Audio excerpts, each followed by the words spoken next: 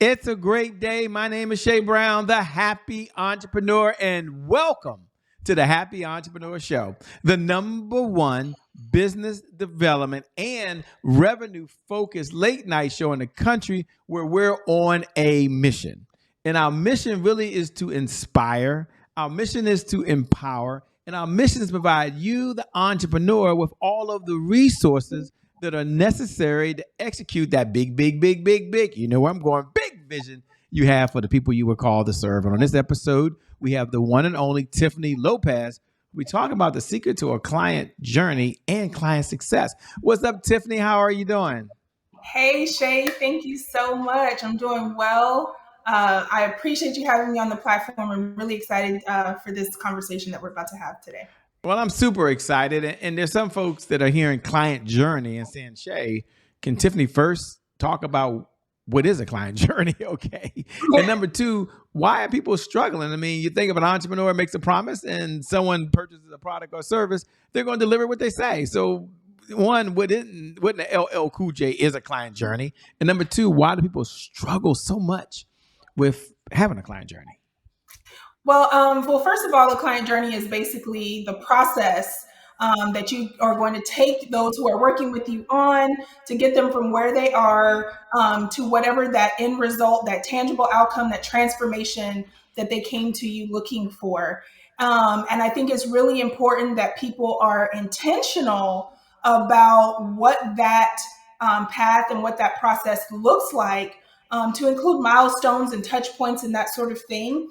And it's basically the client journey is a tool to help you blueprint that process so that you can make sure that you are delivering the best experience possible and really are delivering on the client promise, the program promise that you promise people to deliver. But I think the reason that people have so much trouble with that sometimes is because a lot of times we can't always duplicate and replicate the results that we get for ourselves.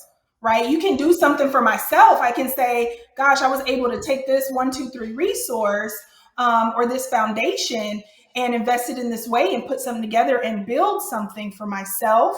But being able to duplicate those results for other people is a little bit more involved, right? There has to be a little bit more intention behind how we actually do that. And being an expert in something doesn't necessarily mean that we are qualified to teach it, right? That has to be learned, right? That has to be something that we take, purpose to say, okay, how can I break this down and make it into where it's deliverable information that is digestible and implementable for somebody else to get the same result that I was able to get. And so that's really what I see a lot of people struggling with is like, okay, I know I did this. How do I put it together into a program and a process and a journey so that others can get the same results as well? So client success, just so we're on the same page, is measured differently for different folks. Talk about how do you even measure what client success is. Is it I delivered the program? And when she say program, she's speaking to primarily, I believe, folks that are out there, they're in the self-education industry, or maybe you could still be in a fitness industry. You could be in the health and wellness industry. But at the end of the day, you're helping folks achieve results based on what you know that they can implement. Right. So how do folks define client success these days? Well, so that is actually a part of the process. That's actually the first step of the process. Mm-hmm. Is understanding what is the definition of success for your program. And just to be clear, it doesn't necessarily have to just be like, e-learning, or it doesn't have to just apply for coaches, consultants. This also can apply for, yes, course creators, agency owners, other industry experts. If you're offering a service or a program that is supposed to deliver a specific result, whether it's something financial, monetary, I'm going to help you, 2x your business in 60 days, or whether it is something that's even less tangible. I'm going to help you get clarity on this. I'm going to help you map something out, understand why that, like all those types of things. It could be mindset. It could be marketing, it could be a variety of things, like you said, fitness, etc. But it's still, at the end of the day, what does success look like? That's really the first step, is understanding how do you actually take that down? How are you determining when your program has been successful for one individual versus when it has not been successful? How do you make those determinations, and how do you take that definition of success and reverse engineer that into metrics that can be quantified so that you can measure it, right? Because you can't manage what you don't measure. So, in order to find where the bottlenecks in our processes, in our programs, in our systems, or even agency services, we need to be able to say, okay, this is what success looks like, and incrementally throughout the process. Another thing that I see a lot of entrepreneurs struggle with is that sometimes they haven't really mapped out their process, so they don't know, right?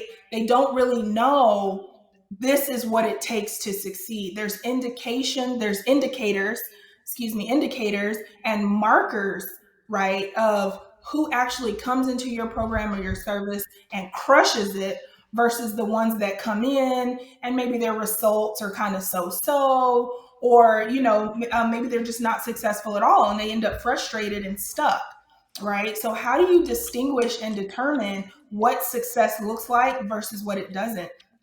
And not only what it looks like, but from a client perspective, what does it feel like, right? Ah, I How do like that. What does it feel you feel? like? I like that. Right. How do they feel coming into the program?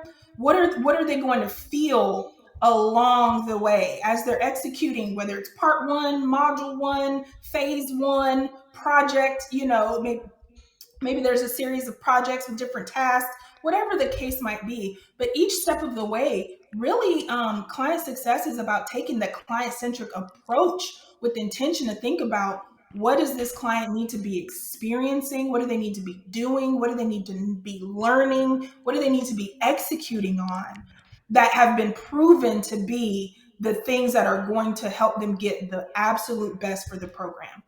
And it's not. There's no way that any of us can guarantee every single person that comes through our programs or services is going to get an amazing result, right? But it's really Yeah. about us owning it and taking responsibility for that program promise that we've said, you know what I mean? And just making sure that we've done everything we possibly can to equip them with the information, the tools, and the resources they need to get that result. So that we know we did the absolute very best that we can. And then we know that we have a process that works. Mm. And folks are listening. Sounds good. They're picking up what you're putting down, as they say. And they want to say, who is this person talking? I mean, slow down for a moment. I mean, they can read your bio, I'm sure, later. Some people already read it. Some people already Googled you. But they're like, Shay, what's her backstory? Right? And what's Ah, that pivotal moment of the incident that led to her doing what she's doing now? She calls herself the corporate America refugee. I believe it is something like that. So they're like, what is that? What's all this about? You got to yeah, talk to us, Shay. So no, why don't you absolutely. take a moment, tell them your backstory that's led you to where you are, then and in the pivotal moment. Sure. So, Tiffany Lopez. My name is Tiffany Lopez, and I have been coaching and consulting since about 2015. But prior to that, I was in the Army. I started out my career journey in the Army. So I served 5 years active duty in the U.S. Army. Got out shortly before stop loss, right after 9/11. Initially, realized, wait a second, after 9/11, I wasn't about that life. Um, so I continued down the journey I was on. I was going to college for accounting. So I actually started my corporate career in accounting, worked in several CPA firms, worked for several Fortune 100 companies, Cisco Systems, Lockheed Martin, Raytheon, etc. Primarily doing sales, finance, did some accounting. But fast forward almost 15 years, I was the controller for a digital magazine, and I spent a lot of time hanging out in the marketing department. I was fascinated with the guys in that department with their huge Mac machines and the Photoshop and the advertising mock-ups and the layouts, all the things that require, selling the ad spots, all the things that go into making a magazine successful. And I really started to fall in love with consumer psychology and with the principles and concepts of marketing and advertising, and really and graphics design as well. I really learned Photoshop, self-taught myself Photoshop, And I really had a hard time after that going back to my spreadsheets and corporate tax returns. So when I decided in about 2015 to make that transition from employee to entrepreneur, it just really made the most sense for me to go in that marketing and advertising lane. So I started out with brand development, brand design, graphic design, and that sort, with a lot of agency services. And that just kind of grew as I started working with more and more clients. It was like, okay, really getting into what a brand is and the identity that needs to go into it beyond just a logo and colors and a tagline. I started realizing that there was a deeper need there for people to really understand marketing as a whole.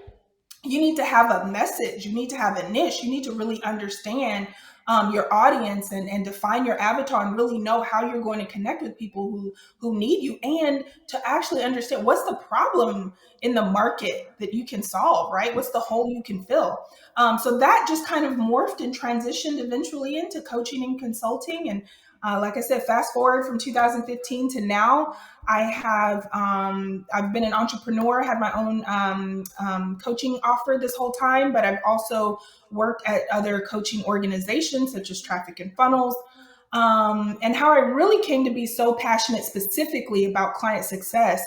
As started out as a client success coach on the team there, became the manager, team leader, manager, and eventually the client success director at that organization. And one of the things that I noticed in a lot of our meetings, as so many organizations in this industry do, we started all of our meetings with client wins, right? They want to go around the room and everybody talk about, oh, who's got some wins, and which is great. I'm all for that positive, that positivity and that motivation. But what I started to notice were the patterns between how many client wins we all had to share versus how many calls I knew clients were getting on that did not have wins, right? And it's really started me thinking, not to how are we, how can we look past just the wins to the client failures to identify why aren't more of our clients winning, right? Where are they getting stuck in the program? Where are those, sometimes it's even just mindset thing, right? It's not even that the program doesn't work or there's a fault in the process. Sometimes there's not enough mindset support.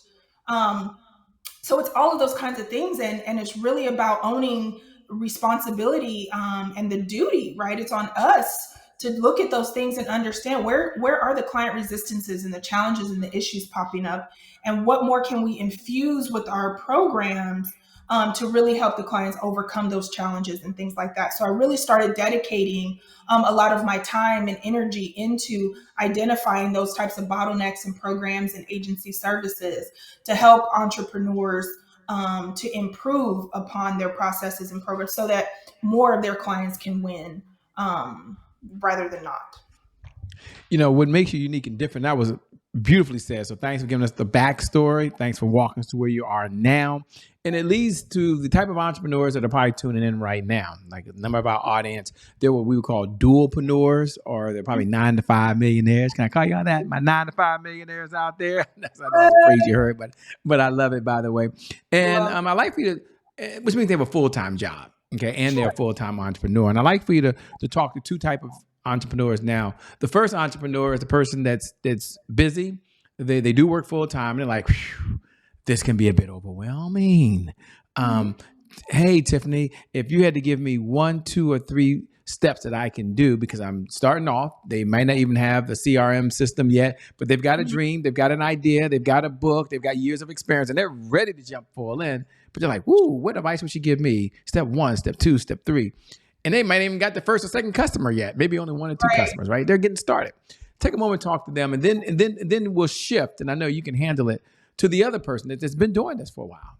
And it's time for them either to slow down so they can speed back up and get things in order. And they're like, gosh, Tiffany, I've got so much going on. I'm just trying to keep going. I've got new clients coming in. I got a new campaign. It's like a lot going on. What's the first or second thing I should do so that I can get my client journey? Because truthfully, I don't have it. And I'll be honest, when I started, even now, I don't have it. I was like, whoa, I was happy to get a client. I'm like, I'm going to do everything I can. My heart's in the right place. And Sure. I made some mistakes. So it's a two-part question for you listening at home. Number one, the folks that are just getting started, and she'll give you 2 or 3 pieces of advice. And then to our seasoned, our veterans, the folks that are like, yeah, I've been to TSP. Yeah, I like what she's doing. Where should I start? Take it away, Tiffany. And Yeah. don't worry, So ladies and gentlemen, she can handle it. She got you. She got you. Don't worry.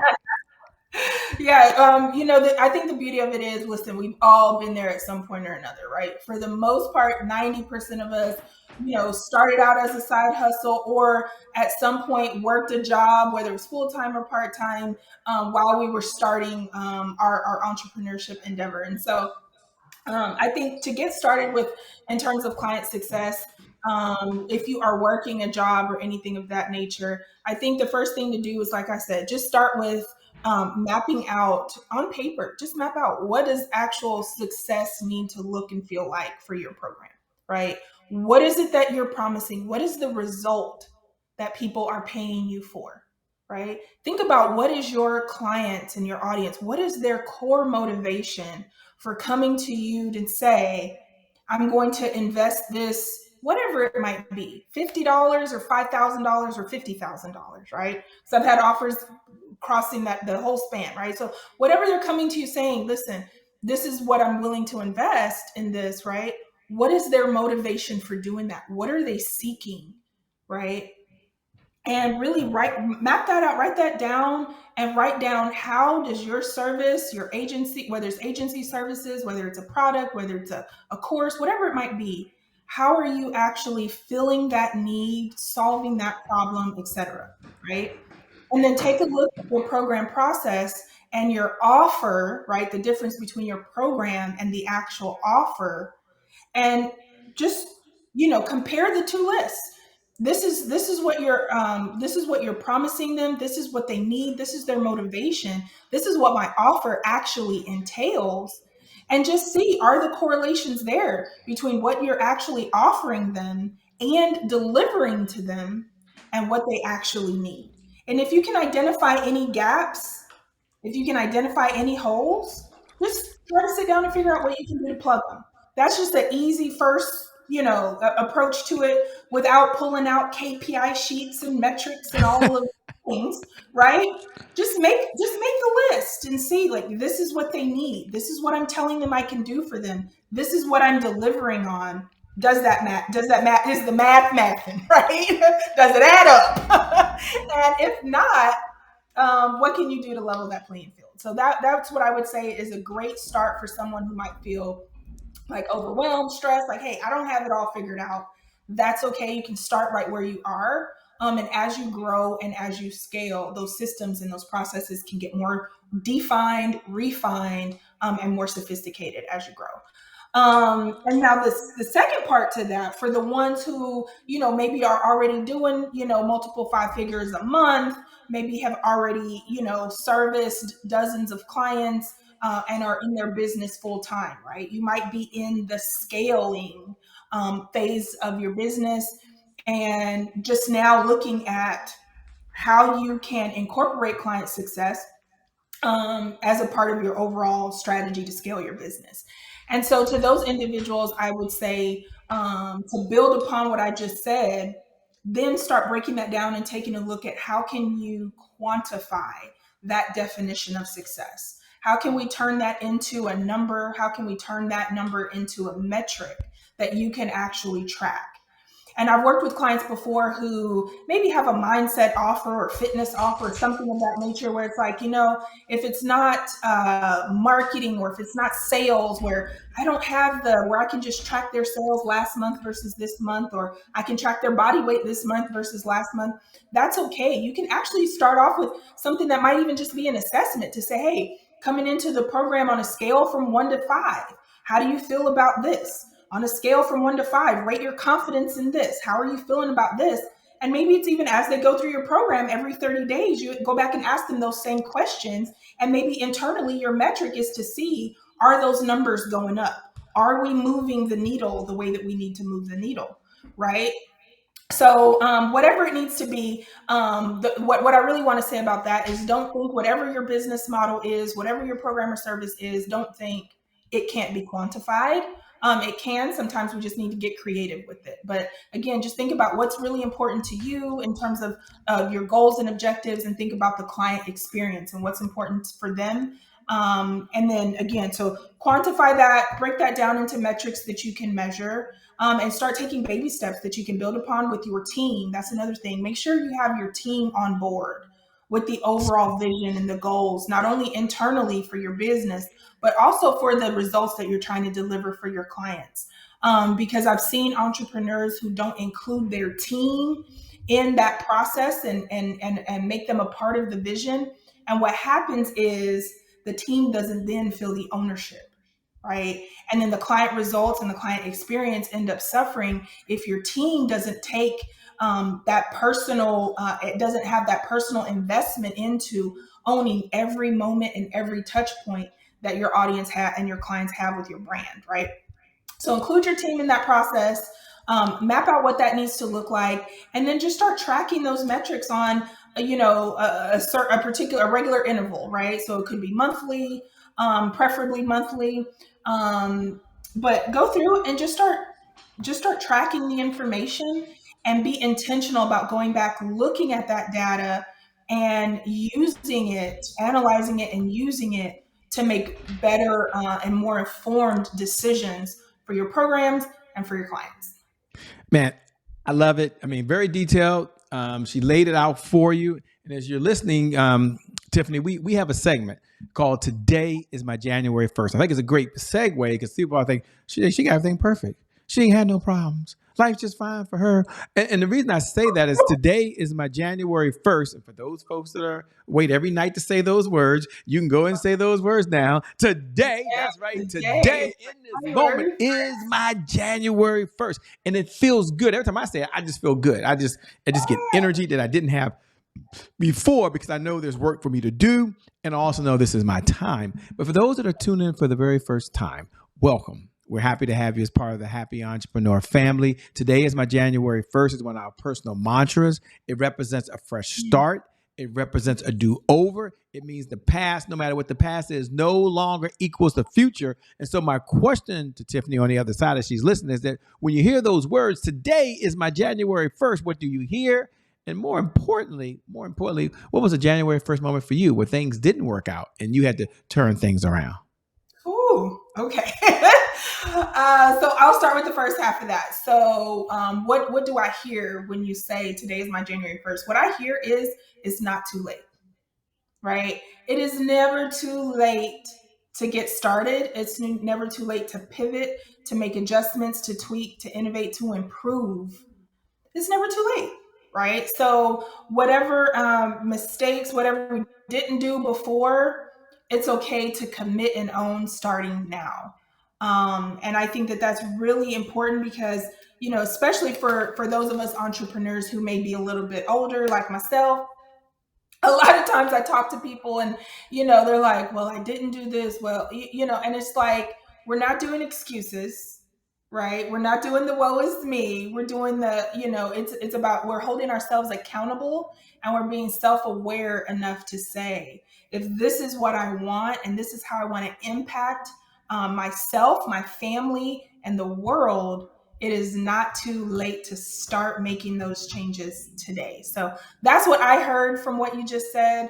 But in terms of my own January 1st, and when things didn't go so well, I'll tell you about actually not too long ago. This happened just last year. So for as long as I've been doing this, I found myself in a situation where I had some agency services that I was offering to a couple of clients, and I said yes and took on some projects that in hindsight I shouldn't have, right? And I feel like that we've all been there at some point where maybe we enter into a contract with a client and we say, we're going to do this and this and this. This is what I'm delivering. This is what I'm promising. And in this particular situation, the client came back and was like, oh, well, can you help me with this? And can you do this? So initially, the first partner that approached me, and I said, no, I really don't have the bandwidth. My team and I, we really don't have the bandwidth for that. So, I'll help you find someone else to do it. And they came back a couple of weeks later and they sent a different partner to me. And he was like, please, please, we trust you. We know you. You know us. Like, please, can you just do this for us? And I was like, yeah, well. And then he was like, name your price. And I threw out this ridiculous number. And he said, okay, done. And I want, and I, inside I was like, oh no, like I really thought he was going to say no. So long story short, I took on this massive project that I knew my team and I really didn't have the bandwidth for. Holidays were coming up. I had a packed calendar.